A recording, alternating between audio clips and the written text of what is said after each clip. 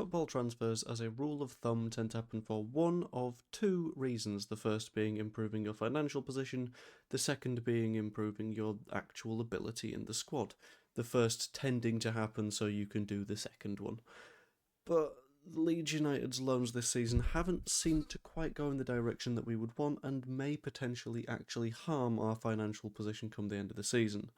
I'll get into all of that throughout this video, and there should be a good chat. Before I do so, however, and you can skip about 30 seconds, a minute forwards if you don't want to visit this conversation, I just think it's probably worth discussing the whole Savile tragedy chanting thing. To be completely clear, in my opinion, they are the equivalent of tragedy chants. The way that I view it is that if someone is sitting in the stands and hears those chants and is brought back to memories of similar events happening to them, clearly any chanting about Jimmy Savile is unacceptable and should not happen. Anyone that is saying, it's just football banter, should maybe get back to the actual football banter and not the whole famous criminal doing horrible things to women and children thing. Anyway, back on the transfers bit. I'm sorry, I had to go via that because I know that people tend to ask the question, and if you don't answer the question before they ask, then they will ask quite a lot. But yeah, don't do tragedy chanting at all. It's bad. But Leeds United could have a potential issue coming up towards the end of the season because it feels like there's potentially a little bit of planning invested in the players that we have loaned out. I've had a look through all of the players that we have out on loan, and the idea that we would potentially sell them is potentially at risk. So I'm going to go through them one by one and just sort of explain why it's potentially a problem. So Jack Harrison is the first example. Left in January, has 10 appearances and a single assist, mainly playing on the right-hand side. The opposite to where he played for us, which is a little bit weird, but fine. On the Fiorentina side, he's not exactly the most beloved of players. He's been described as an irrelevant player by some of their fans and the media, and ultimately it's not looking great for a move for him, which from the Leeds perspective isn't good, because that would mean taking him back and paying 90 grand a week for him, which obviously we don't really want to do anymore. You've got Isaac Schmidt, who has 15 appearances, and only 5 of those are starts. He's got a single goal, and he doesn't seem to be improving or impressing the fans over there, so he's also incredibly unlikely to be bought permanently by Werder Bremen. On the subject of Werder Bremen, Max Wober is also there. He's played this season 1 competitive game of football, and it wasn't even the full 90 minutes. He's also played 1 friendly for 45 minutes. Almost certainly not going to move. He's continually been the subject of injuries. As per It's Max Wober, he's about as sturdy as a bag of crisps, but also a clear lack of quality, which is something that we also witness from Max Wober. Who would be surprised Max Wober isn't playing especially well? So neither of our players that are out at Werder Bremen are likely to make their moves permanent, which is a little bit of a pain, because between the two we were potentially looking at, well, you could find us getting 6 to 10 million quid out of that, which would be absolutely valuable going into the summer, would open up plenty of PSR or squad cost regulation, whatever the new one is, space, which would be spectacular. And they're not the only issues either, because then you go to the gang that are over in Spain. You go to Mateo Joseph. Mateo Joseph had a couple of weeks of maybe impressing a little bit, but in his time there he's had 27 appearances, which isn't too bad, 17 of those being starts, which again, not the worst. It's showing that he's made a little bit of an impact on their squad. But in that time, as a forward, and he's not even trusted to play as a striker at this point because he's behind Muriqi in the pecking order, hasn't at all pushed his way in. But as a forward, even on the wing, he's managed 2 goals and 2 assists in that time in La Liga, which is a less difficult league to play in than the Premier League.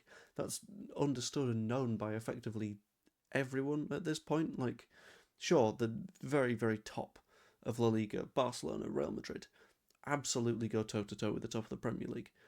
But if you're having a look at the bottom of La Liga, there are not great sides down there. And Mateo Joseph isn't impressing against those, never mind the sides that are towards the top of that division, which is a shame.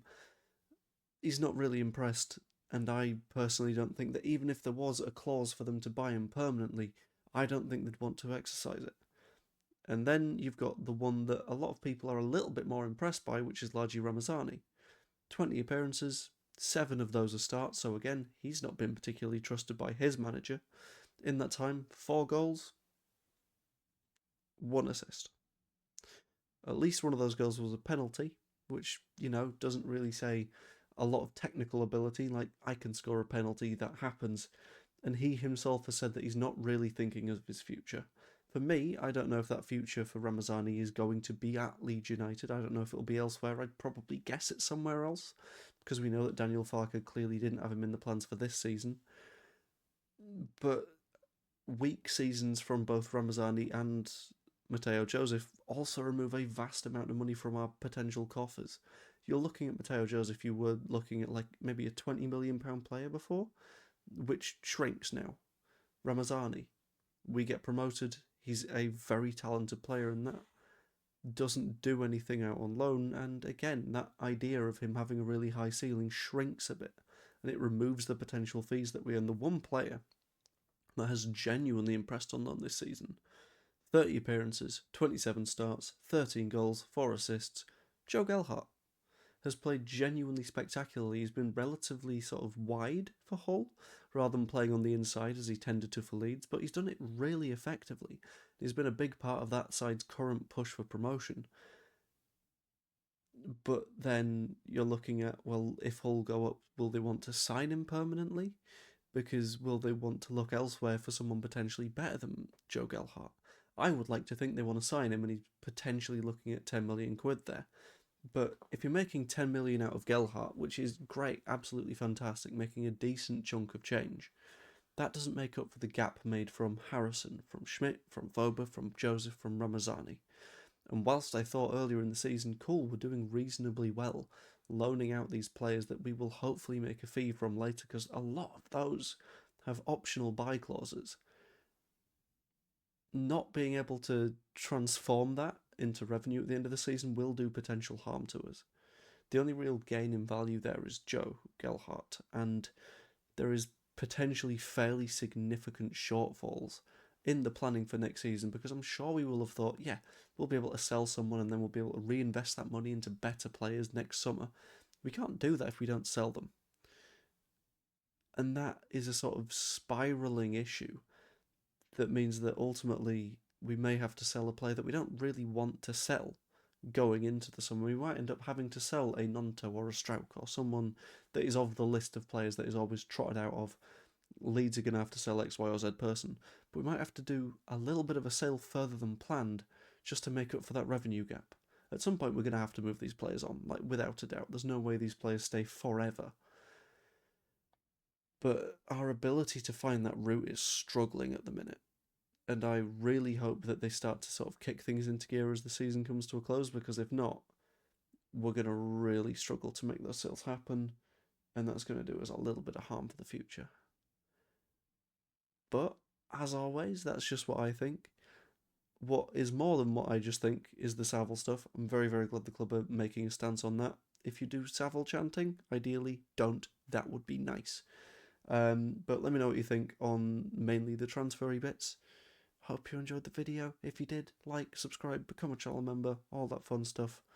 Hope you enjoyed, and I will see you later. Also, I've got a sort of plan for the video I'm doing tomorrow. I'm waiting on a reply for someone for it, but we'll see how that one goes. It'll be less of a Leedsy one and more of a sort of topical thing, but you'll understand when it comes out. Anyway, hope you enjoyed. Toodaloo.